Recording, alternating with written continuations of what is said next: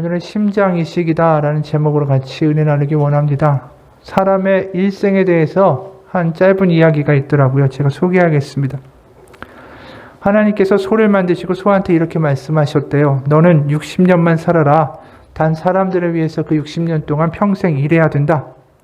그러니까 소가 아니 저는 그렇게 할 수 없고 30년만 살겠습니다. 그렇게 얘기했어요.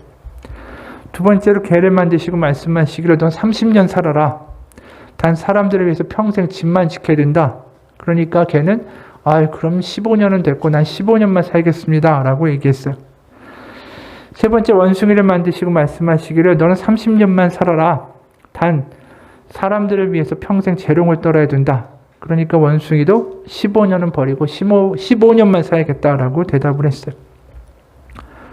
그리고 네 번째로 사람을 만드시고 말씀하셨어요. 너는 25년만 살아라. 너한테는 생각할 수 있는 머리를 주겠다. 그러니까 사람이 하나님한테 이렇게 말했어요. 그럼 소가 버린 30년, 개가 버린 15년, 원숭이가 버린 15년을 다 저한테 주세요. 그래서 사람이 어떻게 됐냐면 25살까지는 주어진 시간을 그냥저냥 살고 소가 버린 30년, 그래서 26살부터 55살까지는 줄창 일만 하고 개가 버린 15년으로는 퇴직하고 집만 지키고 살고 원숭이가 버린 15년으로는 손자보며 재롱 떨며 산다는 것이다. 인생이 이렇죠. 인생이 참 어떻게 보면 길고 어떻게 보면 짧아요. 도대체 우리에게 주어진 인생으로 과연 우리는 무엇을 하고 무엇을 지향하고 무엇을 그 인생이라는 시간 가운데 담아가고 살아가고 있는가? 오늘 우리가 본문의 에스겔이죠. 이 에스겔을 보면서 똑같은 질문을 한번 던져보기 원합니다. 이스라엘 백성들은 과연 그 인생을 그 삶 속에 무엇을 담아내고 무엇을 지향하면서 살았을까? 이 똑같은 질문을 한번 던져보자는 거죠. 그리고 하나님은 그들에 대하여 과연 어떻게 말씀하시는가? 먼저 에스겔서의 대략적인 좀 배경을 살펴볼 필요가 있습니다. 아는 분도 있겠지만 에스겔은 제사장 가문의 출신이에요. 그러니까 이 고위직에 있다 보니까 바벨론이란 나라가 이제 예루살렘, 남유다 쳐들어와서 여러 차례 포로로 이제 사람들을 끌어갔는데 그 중에 2차 포로로 끌려갔던 사람이에요. 그러니까 바벨론으로 끌려갔던 시기가 정확하게 말하면 남유다, 예루살렘이 완전히 멸망해서 나라가 없어지기 7년 전이에요. 그때 이제 귀족 왕족들과 함께 바벨론이라는 나라에 끌려왔죠. 그러니까 이 에스겔서를 보다 보면 무슨 이야기가 많이 나올까? 이제 코에 바로 눈앞에 닥친 나라의 멸망에 대한 예언이 나와요. 그리고 동시에 이 나라가 멸망하기 바로 전에 영적 상태가 어땠는가? 그래서 환상 가운데 예루살렘 성전 또 예루살렘에서 어떠한 일들이 벌어지는가? 아주 끔찍한 우상 숭배가 벌어지는 그 장면을 하나님 환상 가운데 보여주시는 대목도 나옵니다. 그리고 또 이 나라가 하나님을 버리고 강대국들을 얼마나 의지했는지 바벨론에 갔다가 애굽에 갔다가 이러한 모습들을 그 영적 간음, 그러니까 간음을 저지르는 여인의 모습으로 묘사하고 질타하시는 장면도 나옵니다. 그 밖에 또 에스겔하고 같이 바벨론에 끌려갔던 장로들, 리더들이죠. 그들의 영적 상태에 대해서 하나님이 지적하시는 대목도 나오고 또 이러다 보니까 하나님이 이 백성에 대한 진노와 분노도 표출이 되죠. 근데 이런 비관적인 내용들만 에스겔에 꽉 차 있는 게 아니에요. 후반부로 가게 되면 하나님이 그 이스라엘을 공격하고 핍박했던 그 열방들과 강대국에 대해서 심판하겠다라는 말씀과 동시에 이스라엘을 다시 회복시켜 주시겠다라는 비전이 이제 후반부에 등장하게 되죠. 그럼 먼저 우리가 이 이스라엘 백성들에 대한 하나님의 분노와 지적이 나오는 그 전반부에 대해서 하나님 뭐라고 하시는가 좀 볼 필요가 있어요. 오늘 우리가 본 본문은 분명히 회복의 장면에 속한 본문이죠. 그 이전에 과연 무엇이 있기에 하나님이 이러한 오늘 회복의 말씀이 연관되어 말할 수 있는가? 좀 그 연관을 지을 필요가 있기 때문입니다. 먼저 에스겔 8장에 보게 되면 백성들이 바벨론의 신인 담무스 신, 그리고 또 애굽의 신인 태양신과 거기에 부속되어 있는 잡신들을 섬기고 또 가나안의 토착신들까지 섬기는 모습들이 등장해요. 이 일을 벌이는 사람들이 평민들뿐 아니라 장로들, 리더들부터 부녀자들까지 그리고 심지어 성전 안에서까지 이런 우상과 강대국들의 신들, 토착 신들을 섬기는 모습들이 벌어진다라는 거죠. 에스겔서 14장에는 또 이런 장면도 있어요. 그러니까 예루살렘은 썩을 대로 썩은 거예요. 성전 안에서 우상을 섬기고 강대국의 신들을 섬기고 별 제의가 다 벌어지니까. 그럼 지금 바벨론에 끌려온 에스겔과 같이 있는 장로들, 리더들의 상태는 또 어떠한가? 그게 에스겔 14장이에요. 세 번역으로 1절부터 4절까지 보면 이런 말씀을 해요. 이스라엘 장로들 가운데 몇 사람이 내게로 와서 내 앞에 앉았다. 그러니까 지금 에스겔한테 그 당시 포로들의 리더쯤 되는 사람들이 와서 앉은 거예요.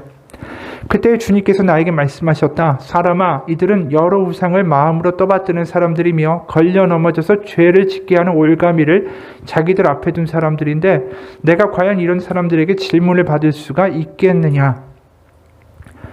그러므로 내가 그들에게 말하고 그들에게 일러주어라. 나 주 하나님이 말한다. 이스라엘 족속 가운데서 누구든지 우상들을 마음으로 떠받들고 걸려 넘어져서 죄를 짓게 하는 그 올가미를 자기들 앞에 두고 예언자에게 오면 나 주가 직접 그 많은 우상에 걸맞게 그에게 답변하겠다.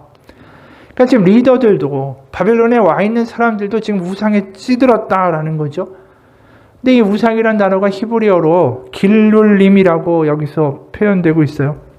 원래 우상을 가리키는 말은 히브리어로 여러 단계가 있지만 여러 단어들이 있지만 에스겔서에서는 특히 길룰림이라고 많이 쓰여요. 이게 뭐냐면 똥이란 뜻이에요. 배설물.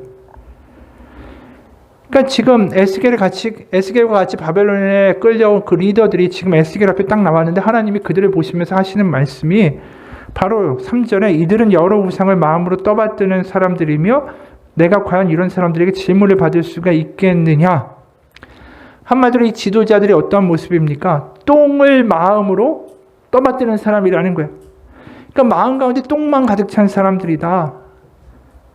그래서 내가 그들에게 무슨 질문을 받겠느냐라고 말씀하시는 거예요.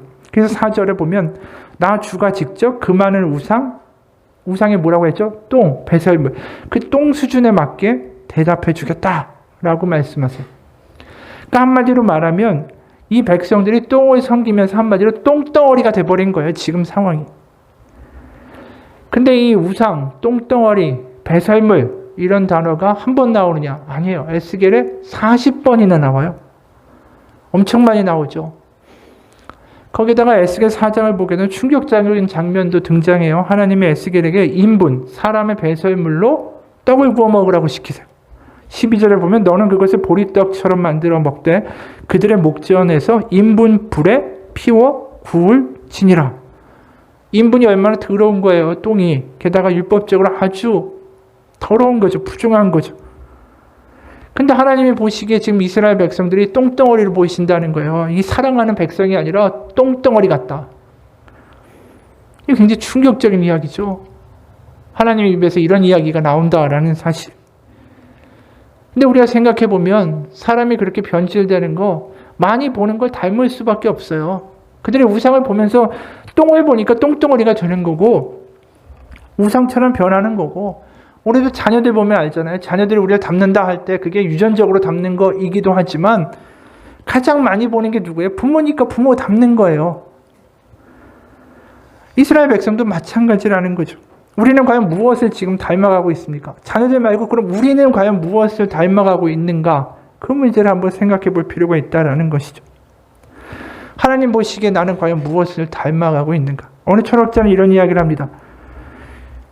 현대 사람들은 이제 자유를 외치다가 이제 자유가 주어지니까 다른 사람들의 그 자유로 흉내내기 바쁘다.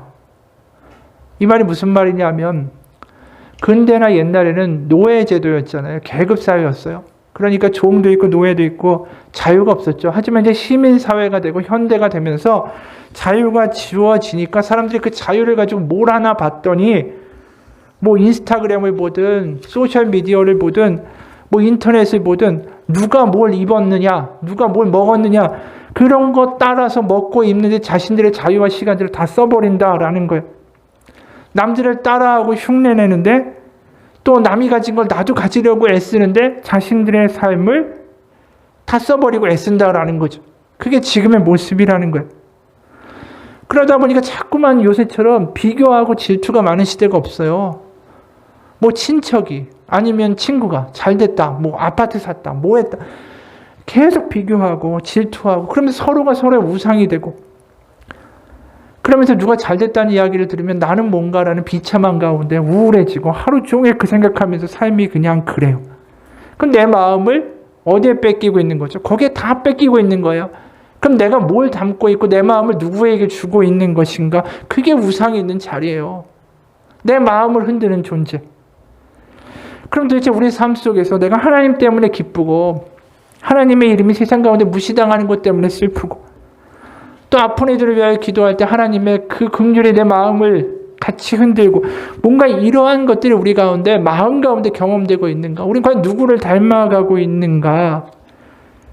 지금 하나님이 이스라엘 백성에게 하시는 말씀, 너희 누구 닮아가고 있니?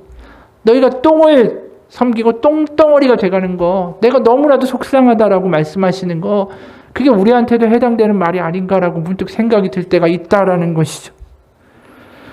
한마디로 이 에스겔서에서 똥덩어리라는 말, 똥이라는 말은 하나님이 얼만큼 속상하심 이런 부정적인 단어들을 입에 담아서 에스겔에게 말씀하게 하시겠는가라는 거예요. 내 백성이고 내 자녀라고 그렇게 얘기하시다 하나님이 똥이라는 말을 하실 때 마음이 편하시겠어요. 그러니까 에스겔서를 계속 읽다면 똥이라는 이야기가 너무 많이 나오니까 그 읽을 때마다 이 영적 상태가 얼마나 심각한가, 하나님이 그들을 바라보시면서 얼마나 개탄하시는가, 그게 역으로 우리 가운데 느껴질 수 있는 단어들이다라는 것이죠. 그러나 하나님이 너희들 똥덩어리가 됐어 라고 속상해서 말씀하실 때 그럼 그 말씀에 대하여 이 사람들이 회개하고 반응하고 각성하는가? 그렇지 않아요. 에스겔 12장 27절에 보면 이런 말씀이 있어요. 인자야 이스라엘 족속의 말이 그가 보는 묵시는 여러 날 후의 일이라 그가 멀리 있는 때에 대하여 예언하였다 하느니라. 그러니까 에스겔에게 하나님이 일러주시는 거예요. 네가 지금 외치고 있는데 이스라엘 백성들이 뭐라고 하냐면 에스겔이 외치는 말은 여러 날 아주 먼 미래에 대한 이야기지 우리의 얘기가 아니야 라고 이야기한다라는 거예요. 그리고 에스겔 33장 31절 32절 보면 이런 말씀이 있어요. 백성이 모이는 것 같이 내게 나오며 에스겔에게 나온다라는 거죠. 내 백성처럼 네 앞에 앉아서 너의 말을 들으나 에스겔이 예언하는 거 듣는다라는 거예요.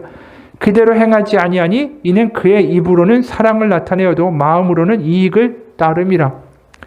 그들은 네가 고운 음성으로 사랑의 노래를 하며 음악을 잘하는 자같이 여겼나니 너의 말을 듣고도 행하지 아니하였거니와. 그러니까 에스겔이 예언하는 걸 마치 무슨 가수가 공연하는 것처럼 그냥 보고 즐기고 한 귀로 듣고 한 귀로 흘렀다라는 것이죠. 그러니까 하나님이 계속 속상하신 거예요. 오죽하면 그러니까 똥덩어리라는 이야기가 그렇게 많이 나오겠어요. 이런 어떻게 보면 더러운 말뿐 아니라 굉장히 외설적인 언어들도 또 에스겔서엔 등장해요. 아까 말한 대로 영적 상태를 바람난, 간음하는 여인으로 비유를 하시는데 충격적인 언어를 사용하시죠. 충격을 받아야 되니까. 워낙 안 들리니까 이 백성이. 23장에 이런 말씀이 있어요. 16절부터 21절까지의 말씀이에요. 그가 보고 곧 사랑하게 되어 사절을 갈대아 그들에게로 보내매. 갈대아는 누구냐면 바벨론에게 사절을 보냈다라는 거예요. 17절 바벨론 사람이 나와 연애하는 침상에 올라 음행으로 그를 더럽히매 그가 더럽힘을 입은 후에 그들을 싫어하는 마음이 생겼느니라. 그러니까 바벨론과 바람피다가 이제 싫어하는 마음이 생겼대요. 그래서 어디로 가겠어요? 애굽으로 가겠죠. 18절 그가 이같이 그의 음행을 나타내며 그의 하체를 드러내므로 내 마음이 그의 형은 북왕국을 얘기해요. 북이스라엘. 그 북왕국을 싫어한 것 같이 그를 싫어하였으나 그가 그의 음행을 더하여, 그러니까 이제 하나님이 싫어하시는데 더 나갔다는 거예요. 젊었을 때 곧 애굽 땅에서 행음하던 때를 생각하고 그의 하체는, 이 애굽인의 하체는 나귀 같고 그의 정수는 말 같은 음란한 간부를 사랑하였도다. 네가 젊었을 때 행음하여 애굽 사람에게 너의 가슴과 유방이 어루만져졌던 것을 아직도 생각하는도다. 그러니까 애굽으로 돌아간 거예요. 바벨론에 가니까 이게 아니다 싶으니까 애굽에 의지했다라는 거죠. 근데 이건 이렇게 표현하는 거예요. 근데 이게 지금 굉장히 순화돼서 우리가 그런가 보다 하는데 이거를 원어로 보게 되면 굉장히 외설적인 말들이에요, 사실은. 예를 들어서 오늘 읽었던, 지금 읽었던 20절, 21절을 세 번역으로만 봐도 이렇게 번역되어 있어요. 그는 정욕이 나귀와 같이 강하고 정액이 말과 같이 많은 이집트의 사내들과 연애를 하였다. 너는 젊은 시절에 음란한 생활을 그리워한다. 너의 처녀 시절에 이집트의 사내들이 너의 유방을 만지고 너의 젖가슴을 어루만지던 것을 너는 그리워한다. 에스겔에서는 굉장히 충격적인 말들이 많이 들어있어요. 이게 과연 성경에 이런 말이 나와도 되나 싶을 정도로. 근데 이 입을 누가 한다고? 이 말을 누가 한다고? 제사장 출신의 사람이 하는 거예요. 제사장이 어떻게 이런 말을 해요? 진짜 입에 담을 수도 없는 말들을 연거푸하는 거예요. 똥이라는 부정스러운 말부터 시작해서 제사장 정결해야 되는 사람 아니에요. 흰옷 입고 다니는 사람이다. 외설스러운 단어까지 막 내뱉어요. 지금 이스라엘 백성들이 가능성이 없는 거예요. 막 이런 말을 해도 들리지도 않고 이 정도로 망가져 있는 상황에 하나님의 속상하신 게 이게 드러나는 거죠. 에스겔을 통해서. 그러니까 결국 어떻게 합니까? 하나님이 너희가 바벨론에 의하여 멸망하도록 내가 놔둘 것이다. 결국 멸망을 이야기하세요. 그리고 또 다른 새로운 시작도 이야기하시죠. 그게 바로 오늘 본문이에요. 지금까지 이야기했던 이 이스라엘 백성들의 상태, 거의 똥덩어리가 되어버린 이 백성을 생각하면 오늘 우리가 보는 이 본문이 좀 달라 보여요. 우리가 흔히 이 본문을 어디서 많이 봅니까? 신약하고 연결해서 그냥 간단하게 보잖아요. 하나님이 새 마음과 새 영을 주시겠다고 하는구나. 바로 신약에서 성령을 주시겠다는 이야기를 미리 이렇게 얘기하셨구나. 이렇게 간단하게 이야기하고 넘어갈 그럴 대목이 아니다라는 거예요. 한마디로 지금 남유다 백성들의 상태가 어때요? 똥덩어리고 완전히 죽었고 한마디로 중환자 상태고 이제 완전히 살 수 있는 가능성이 일말의 가능성도 없는 상태라는 것이죠. 그러니까 더 이상 사랑받을 만한 자녀, 백성이 아니라 이제 똥덩어리가 된 거예요. 하나님이. 그런데 이들을 향하여 뭐라고 말씀하시니까 그 배경에서 오늘 본문을 보면 다르게 보이는 대목이 있어요. 먼저 너희를 다시 가나안 땅으로 데려가겠다. 그리고 25절에 맑은 물을 너에게 뿌려서 너희를 정결하게 하되 곧 너희 모든 더러운 곳에서와 모든 우상 숭배에서 너희를 정결하게 할 것이며. 이 정결하다는 말도 확 와닿잖아요. 왜요? 똥덩어리니까. 똥투성이니까, 더러운 투성이니까 씻겨주시겠다라는 거예요. 그리고 더 중요한 건 26절에 보면 이 말씀이 나와요. 또 새 영을 너희 속에 두고 새 마음을 너희에게 주되 너희 육신에서 굳은 마음을 제거하고 부드러운 마음을 줄 것이며.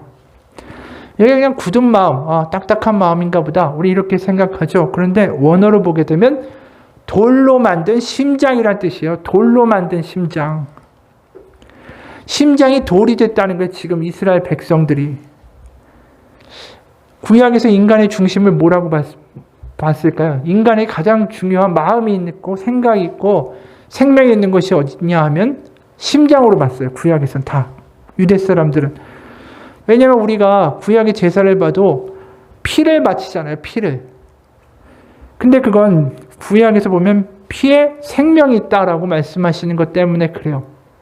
그러니까 레위기에 보면 피에 생명이 있다. 그러면 피를 순환시키는 기관이 어디예요? 바로 심장이죠. 그러니까 인간의 중심은 뭐가 됩니까? 심장이 되는 거예요. 근데 심장이 돌로 만들어졌다 그러면 피가 돌겠어요? 안 돌죠. 한마디로 죽은 시체와 같다라는 거예요. 지금 거꾸로 말하면 지금 이스라엘 백성들은 심장이 돌이라 생명이 돌지 않고 완전히 죽은 시체와 같은데 이들을 하나님이 어떻게 하시냐면 여기 부드러운 마음이라고 되어 있잖아요. 부드러운 마음을 주겠다. 이 부드러운 마음은 뭐냐면 살점으로 만들어진 심장이라는 뜻이에요. 원어를 보면. 그러니까 다시 살점이 있는 심장으로 피가 돌 수 있는 심장, 새로운 심장을 내가 너에게 주겠다. 이 말씀인 거예요. 지금 이야기가. 그러니까 새로운 심장을 너에게 이식해 주겠다. 그리고 여기 보면 새 영을 주시겠다라고 할 때 이 영은 루하흐라는 히브리어입니다. 생기란 뜻이에요. 우리가 창세기 2장 7절에 보면 이런 말씀이 있잖아요. 하나님이 사람을 지으시고 흙으로 생기를 그 코에 불어 넣으시니 생명이 되었더라.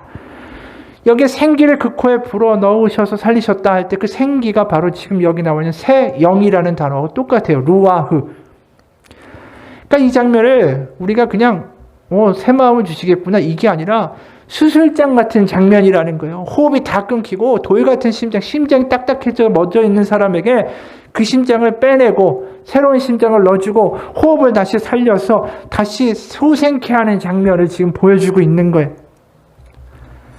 그래서 어떻게 하시겠다? 결론적으로 28절처럼 만드시겠다라는 거예요. 내가 너희 조상들에게 준 땅에서 너희가 거주하면서 내 백성이 되고 나는 너희 하나님이 되리라. 다시 너를 내 백성으로 다시 만들어내겠다. 이 죽은 시체를 심장을 이식시켜서 다시 살리겠다라고 말씀하시는 거예요. 그러니까 심장 이식 수술 같은 일이 벌어지는 거예요. 현대말로 하면. 그 일이 결국 뭡니까? 신약에서 일어나는 일이죠. 예수 그리스도의 십자가로 말미암아 우리에게 새로운 심장을 주셨다. 그 심장이 누구의 심장이라고 말할 수 있습니까? 예수 그리스도의 심장을 주셨다라는 거예요. 그게 빌립보서 2장 5절이에요. 빌립보서 2장 5절. 너희 안에 이 마음을 품으라 곧 그리스도 예수의 마음이니. 그걸 구약적으로 이야기하면 너희 안에 이 심장을 품었던 것을 기억하라. 하나님이 주신 새로운 심장, 예수 그리스도의 심장을 가진 자로 살라는 거예요, 지금. 거꾸로 말하 하나님이 우리 가운데 새로운 심장을 주시기 위하여 그 아들을 죽이신 거죠. 그냥 하나님이 새 심장을 주겠다라고 에스겔서에서 말하신 게 아니에요. 결국은 그 자녀들을 위해서 그 아들 예수 그리스도를 죽이시고 그 심장을 꺼내서 우리 가운데 박아주신 거예요. 그게 바로 오늘 에스겔의 말씀에 담겨있는 의미입니다. 어느 나이가 많은 노인 한 분이 병원에 입원했대요. 근데 남의 심장을 이식하지 않으면 살 수가 없을 그런 상태에 있었습니다. 그가 입원한 이유는 너무 건강이 나빠져서 이제 집에 있을 수가 없기 때문이었어요. 그래서 입원해서 이식할 심장이 나타나기를 기다리고 있었어요. 그런 그한테 아주 착하고 이쁜 딸이 한 명 있었습니다. 그 딸은 직장도 쉬고 아버지 곁을 지키고 있었어요. 병원도 사람이 있는 곳이라 수군거리는 사람들이 있었습니다. 아니, 나이도 많은 노인이 살면 얼마나 더 살겠다고 이식할 심장을 기다리느냐. 뒤에서 수군거리는 사람들이 있었습니다. 딸은 이런 말을 들을 때마다 화를 내고 언쟁을 벌였어요. 당신 같으면 살고 싶지 않겠습니까? 참으로 아버지를 사랑했죠. 그런데 그런 딸이 교통사고를 당해서 뇌사 상태에 빠졌대요. 그녀가 아버지가 입원해 있는 병원으로 실려왔는데 운전면허증을 보니까 사고를 당하면 모든 장기를 기증하겠다라고 되어 있었어요. 그래서 의사들이 아버지한테 딸의 심장을 받으라고 권고했지만 아버지는 절대 딸의 심장을 받을 수가 없는 거죠. 내가 어떻게 딸의 심장을 가슴에 담고 살겠느냐. 심장 뛸 때마다 딸 생각이 날 텐데 내가 어떻게 그렇게 살겠느냐. 결국 의사들이 그를 설득하기를 포기했죠. 그때 한 젊은 인턴 선생이 이 아버지에게 말했어요. 저도 바로 얼마 전에 이 병원에서 아버지를 잃은 사람입니다. 별것 아닌 병으로 입원한 아버지가 그만둔 중환병에 걸렸다는 걸 알게 되고 의사 선생님들이 최선을 다했지만 결국 아버지를 구하지 못했습니다. 그러나 그때 제가 할 수만 있었더라면 아버지에게 제 심장도 드리고 싶었습니다. 바로 저 의대 공부시키느라 또 형제들을 기르느라 고생하다 병이 생긴 아버지를 살릴 수만 있다라면 제 심장이라도 꺼내드리고 싶었습니다. 그리고 말했어요. 바로 이 노인의 딸, 바로 당신의 딸도 마찬가지 마음이었을 거라고. 이 말을 듣고 노인이 수술을 받기로 결심했다라는 거죠. 심장을 준다라는 건 다른 게 아니에요. 다 주는 거예요. 자신의 생명이 끊어져야 남한테 줄 수 있는 게 심장이고 그게 사랑이죠. 전부죠. 아까 딸 심장을 받으면 매 순간마다 딸 생각이 나서 어떻게 그 심장을 받겠냐고 그 아버지가 이야기하는 거.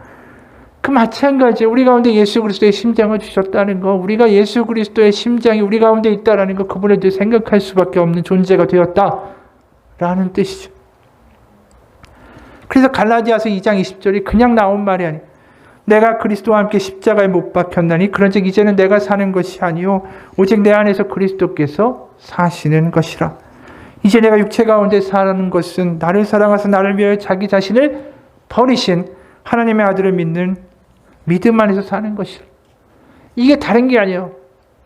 나에게 그분의 심장을 주기 위해 죽으신 바로 그 예수 그리스도의 심장을 가지고 나는 또 오늘 하루를 선물 받은 삶으로 살아내리라. 바로 심장 이식을 받은 사람의 삶이라는 거죠. 우리의 심장 만약에 생각해 보세요. 진짜로 우리가 심장 이식 수술을 받으면 매일매일의 삶이 다를 거예요. 왜? 선물 같잖아요. 새날 아니에요?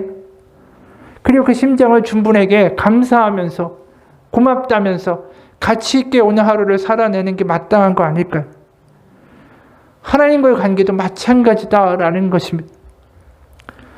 맥스 루케이도 목사가 지은 은혜라는 책이 있는데 거기 이런 내용이 나와요.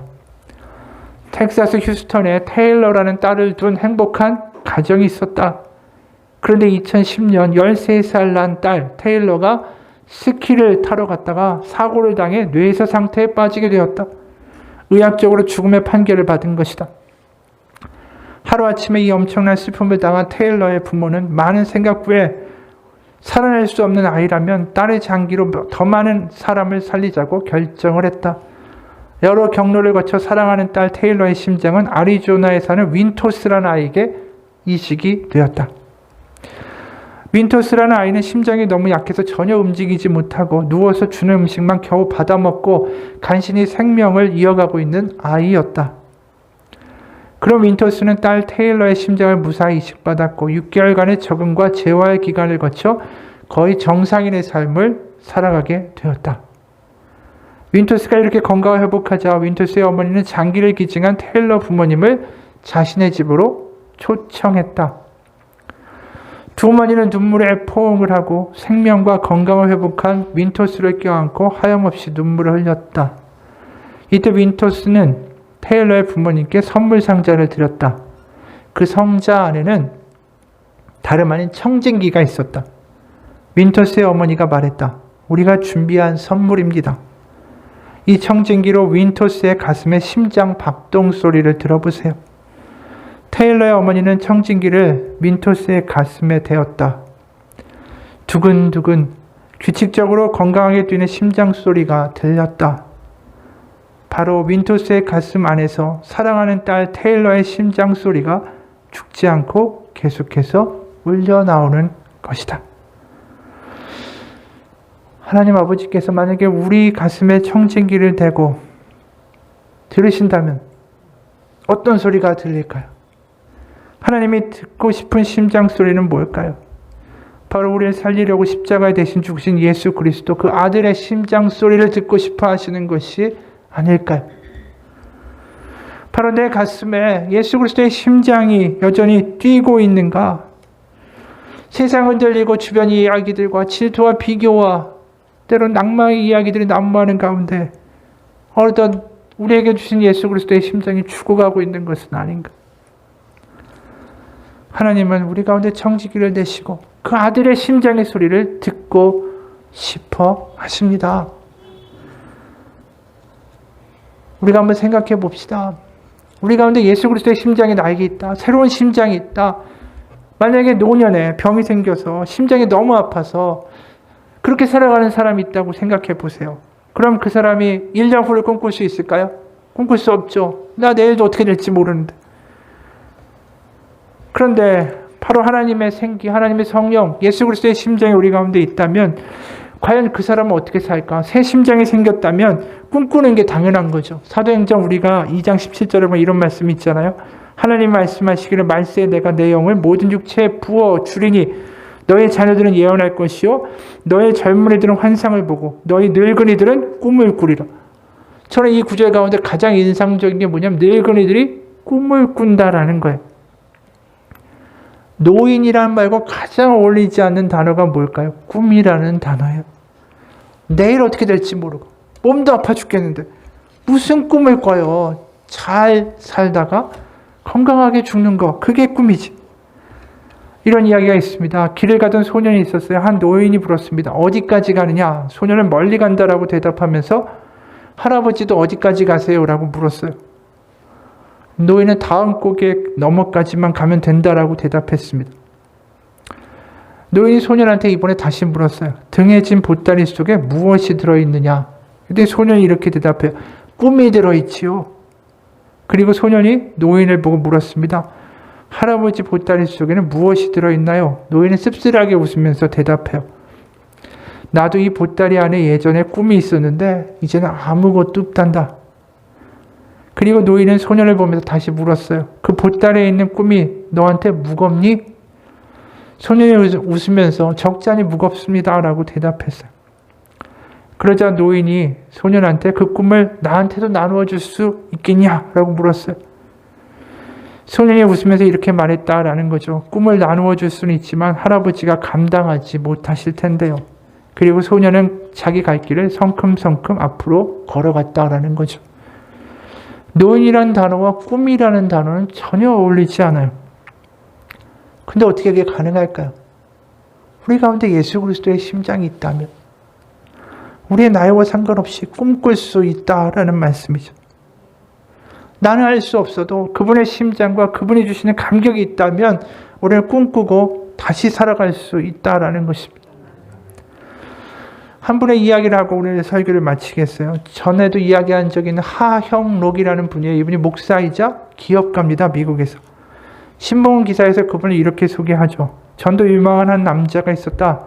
명문 펜실베니아 대학 건축학과를 졸업한 청년은 유명 건축 설계 회사의 중역이었으며 아내와 어린 두 딸도 있었다. 1991년 가을 뉴욕으로 가는 고속도로 위에서 그 남자는 갑자기 의식을 잃고 쓰러졌다. 심장이 비정상적으로 빠르게 뛰다 호흡곤란으로 쓰러지는 심실 빈맥증이었다. 필라델피아 한인사회의 자랑이었던 32살의 사내는 그날 이후로 천국에서 지옥으로 내동댕이 쳐졌다. 2년 뒤 심장 이식을 기다리던 그에게 꼭 맞는 심장이 나타났다. 이제 다시 천국으로 사뿐히 발을 옮기면 될 터였다. 그런데 그 순간 그는 자기 몫으로 온 심장을 옆방에 죽어가던 여성에게 양보했다. 바로 미국 동부의 메이저 건축 설계 회사 팀하스의 대표인 하영록 회장의 이야기다. 이게 이분의 소개 이야기예요. 실제로 자기가 이제 이식을 받아야 되는 거죠. 그런데 그 심장을 옆방의 여인에게 양보했어요. 그때를 이분이 이렇게 회상합니다. 의사가 병실문을 열고 나가기 전에 그 사람이 자기 나름 저의 행운을 축하해 주려고 안 해도 될 말을 한 거예요. 옆방에 있는 여자는 이틀이면 죽어요. 그녀가 기다리는 심장이 당신 것과 똑같아요. 그 말에 내가 크게 놀라서 당황해서 그러더군요. 팀, 이 심장은 당신 거예요. 당신 차례가 맞아요. 우리가 절대 뺏어가지 않아요. 안심해요. 당장 수술할 겁니다. 어서 가족에게 전화해요. 그런데 황급히 나가던 그 의사 선생을 제가 선생님하고 불렀어요. 23년 전의 그날 바로 병동의 환자들은 심장을 받지 못해서 일주일에 한 명씩꼴로 죽어나갔다. 함께 식사할 때면 다들 우리 가운데 누가 살아남을까 하는 눈빛이었다. 내게 맞는 심장을 기다리는 다른 사람의 존재는 오히려 그 자체만으로도 위협이자 장애물일 수 있었다. 내가 의사에게 물었어요. 그저 그 여자가 확실히 죽나요? 나는 며칠을 더 살 수 있나요? 그러자 의사는 여자는 곧 죽고 나는 일주일 길면 3주를 더 살 수 있다라고 하더라군요. 그래서 말했습니다. 이 심장을 그 여자에게 주세요. 의사는 절대 그럴 수 없다고. 그런데 내가 심장을 기다리면서 이 병중 가운데 5개월 동안 한 기도가 하나님이 나를 살려주시면 내 남은 생을 이웃을 위해 살 거라는 거였어요. 그래서 이웃을 위해 그 심장을 주었고 결국 의사는 저를 이기지 못했고 심장을 1시간 만에 교통사고로 입원해 옆방의 여인에게 갔습니다. 물론 적합한 심장을 받지 못하면 나도 95% 죽는다는 거 알고 있었어요. 실제로 정확하게 일주일이 지나고 나서 이 화영록이라는 이분이 호흡곤란으로 혼수 상태에 빠졌습니다. 팀 아직도 살아있어? 의사들은 출근하면 가장 먼저 바로 그분의 생사를 확인했습니다. 중벌 눈앞에 둔 환자가 심장을 양보했다는 이야기가 퍼지면서 불평과 큰 소리가 들끓던 응급병동의 직원과 환자들이 서로를 배려하기 시작했습니다. 한 달쯤 됐을 때 기적적으로 그에게 맞는 또 하나의 심장이 나타났어요. 그래서 이 하영록이란 분이 건강한 몸으로 집에 돌아왔습니다. 아내와 함께 차고에서 새로운 비즈니스를 시작했어요. 그런데 놀랍게도 이 조그만 차고에서 시작한 회사한테 몇 달 만에 미국에서 두 번째로 큰 신용카드 회사가 신축 사옥에 공사 감리를 맡겼어요.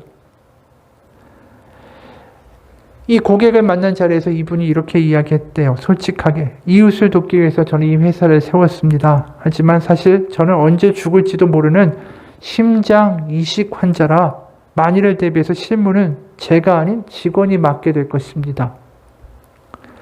그런데 이 사실을 알고도 이 회사가 오히려 첫 번째 건물을 맡겨줬고 더 나아가 4개의 본사 건물 설계도 다 맡긴 거예요. 그럼 왜 그랬을까? 알고 봤더니 그 뒤에는 로저 크로저라는 부사장이 있었대요. 왜 이런 리스크를 감당하고도 이런 호의를 베풀었을까? 나중에 그 부사장의 비서를 통해서 들었습니다. 그 사람은 나를 만났을 때 이미 암으로 2년의 시한부 선고를 받은 상태였어요. 그리고 그 사람이 죽은 다음에 그가 한 유언이 더 감동적입니다. 내가 죽은 뒤에도 나 그 팀이라는 사람을 통해서 살고 싶어. 영어로 얘기하면 I want to live through him이라고 얘기했어요. 그러니까 내가 죽은 후에도 그가 성공하도록 꼭 도와주세요. 희한하죠. 놀라운 일이에요. 그래서 정말 컴퓨터 하나 차고에다 놓고 시작한 회사가 놀랍게 성장했습니다. 우리가 보면서 이런 생각을 해요. 어떻게 사람이 자기의 심장을 포기할 수 있을까? 그리고 심장을 받았다고 그래도 하루하루 사는 게 걱정이 있고 두렵지 않을까? 근데 이분이 이렇게 살아가는 이유가 뭘까? 담대하게 남을 베풀고 주면서 살 수 있는 이유가 뭘까? 그분에게 심장은 바로 예수 그리스도의 심장이 있다는 거죠. 지금도 하루 몇 끼니마다 한 움큼씩의 약을 매일 씹어 먹어야 된대. 그리고 언제 이식받은 심장이 멈출지도 몰라요. 그런데 여전히 사랑할 수 있고 여전히 베풀 수 있고 여전히 꿈꿀 수 있고 하나님을 경험하는 삶을 살고 있다는 것이죠. 그 이유는 분명합니다. 그분 안에 예수 그리스도의 심장이 뛰고 있기 때문에. 그렇지 않으면 어떻게 남한테 양보를 하고 우리 같으면 어떻겠어요? 매일매일 언제 죽을까 한탄하며 걱정하며 전전긍긍하지 않겠어요? 이분이 인터뷰에서 이런 말을 합니다. 현재 심장에 연결된 2개의 혈관이 막혔어요. 한 개는 완전히 막혀서 어쩔 수 없고 다른 하나는 스텐트를 넣어서 확장해 보려고 하는 중이에요. 더 나빠질 수도 더 좋아질 수도 있어요. 하지만 이것은 분명합니다. 하나님의 축복을 받고 소망의 세상을 살고 싶다면 지금 끼고 있는 안경의 렌즈를 벗어버리고 예수님의 렌즈를 쓰십시오. 이게 무슨 이야기예요? 그리스도의 심장을 가지고 살라는 이야기예요. 실제로 이분한테 또 놀라운 기적과 같은 일이 일어났어요. 그가 말합니다. 제가 첫 번째 심장을 양보하고 받은 심장은 알코올 중독자의 심장이었습니다. 이식용으로는 적합하지 않은 심장이었지만 저는 그것을 받아서 6년을 살았어요. 6년 후에 다시 심장 발작을 일으켰을 때 다행히 10대 소년의 튼튼한 심장을 받을 수가 있었죠. 당시의 의사가 그러더군요. 당신은 2번의 이식의 기회를 다 썼기 때문에 앞으로 이제 문제가 생기면 끝입니다. 그런데 최근에 심장에 연결된 혈관 2개가 막힌 거예요. 이제 정말 죽음을 받아들여야 할 때가 됐는데 의외의 소식이 전해졌어요. 그 사이에 의료법이 바뀐 겁니다. 내가 받은 첫 번째 심장이 알코올 중독자의 것이라 부적격으로 카운트 횟수에서 제외됐고 결과적으로 아직도 1개의 심장이 더 남았다라는 거죠. 기적이죠. 그리고 저는 그렇게 인생을 통틀어 하나님께 놀라운 축복을 받았습니다. 이러한 삶을 살아가는 게 예수 그리스도의 심장을 갖지 않고는 이렇게 살 수 없어요. 담대하게 남에게 주고 자기가 언제 죽을지도 모른다는 걱정이 아니라 하나님 가운데 쓰임받고 베풀 수 사랑할 수 있는 삶을 살 수 있는 것은 예수 그리스도의 심장이 있는 사람만 할 수 있는 거예요. 우리에게 그런 심장을 주셨어요. 내가 너희를 책임질 것이다.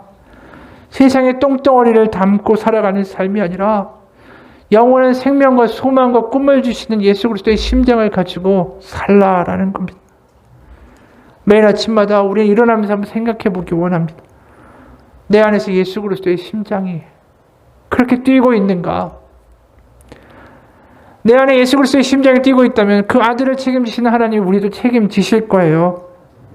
그분의 심장을 가지고 매일매일 살아가는 그 날이 우리에게 덤으로 주신 하나님의 축복입니다. 바로 가슴에 예수 그리스도의 심장이 벅차게 뛰는 삶이 되시기를 주님의 이름으로 축원합니다. 같이 기도하겠습니다. 하나님 아버지, 우리는 그냥 살아가는 인생이 아닙니다. 내 안에 과연 무엇을 담아가며 살아가고 있는가? 하나님이 보시기에 나는 어떻게 보이는가? 하나님이 보시기에 내 마음 가운데 예수 그리스도의 심장이 뛰고 있는가? 바로 예수 그리스도의 심장이 뛰는 감격의 삶을 살기 원합니다. 하나님이 새 생명을 주셨다. 오늘도 예수 그리스도의 심장으로 오늘 하루를 살기 원합니다. 감동하고 감격하고 축복하고 베풀고 사랑할 수 있는 바로 하나님의 아들의 심장을 가지고 오늘 하루도 하나님의 복된 날이 되기를 소원합니다. 그 기도와 감격 가운데 살아갈 수 있는 우리의 삶이 되게 도와 주옵소서. 우리에게 이미 다 주셨습니다. 내가 너에게 호흡을 주고 새로운 심장을 줄 것이다. 너는 나의 자녀가 될 것이다. 그냥 자녀가 아닙니다. 그 아들을 죽여 그 아들의 심장을 주신 바로 하나님의 맹세입니다. 우리가 그 놀라운 복음을 가지고 아들 된 감격을 가지고 딸이 된 감격을 가지고 살아가기 원합니다. 하나님이 어떻게 우리를 사랑하셨는가 다시 한번 기억하며 오늘 세상의 풍파를 이길 수 있는 우리의 삶이 되게 하여 주옵소서. 예수 그리스도의 이름 받들어 기도합니다. 아멘. 우리 잠깐 같이 기도합시다.